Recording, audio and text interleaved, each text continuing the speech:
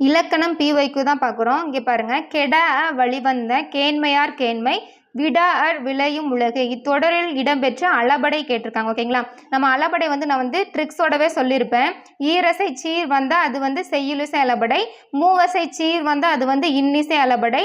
அதே மாதிரி பார்த்தீங்கன்னா ஈ சொல்லு சொல்லிசை அளபடைக்கு ஈ சொல்லு அப்படின்னு ஷார்ட்கட் சொல்லியிருப்பேன். சரிங்களா, அதாவது பெயர் சொல் வினையச்ச பொருளில் வரும். ஓகேங்களா, அப்போ பாருங்க கொஸ்டின்ல என்ன கொடுத்துருக்காங்க அப்படின்னா இன்னிசை அளபடை, செய்யுளிசை அளபடை, சொல்லிசை அளபடை, ஒற்றளபடை கொடுத்துருக்காங்க.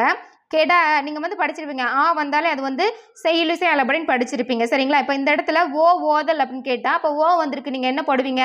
அப்போ கான்செப்ட் தெரிஞ்சால் தானே போட முடியும். அப்போ கெடா பிரித்து பாருங்க, இது ஈரசை சீர், இதுவும் ஈரசை சீர். அப்போ என்ன அளபடை வரணும்? 2 செய்யின்னு ஷார்ட்கட் சொல்லியிருப்பேன். அப்போ செய்யுளிசை அளபடை அப்படிங்கிறது தான் கரெக்ட் ஆன்சர். அதே மாதிரி ஈ சொல்லு சொல்லிசை அளபடை, இன்னிசை அளபடை பார்த்தீங்க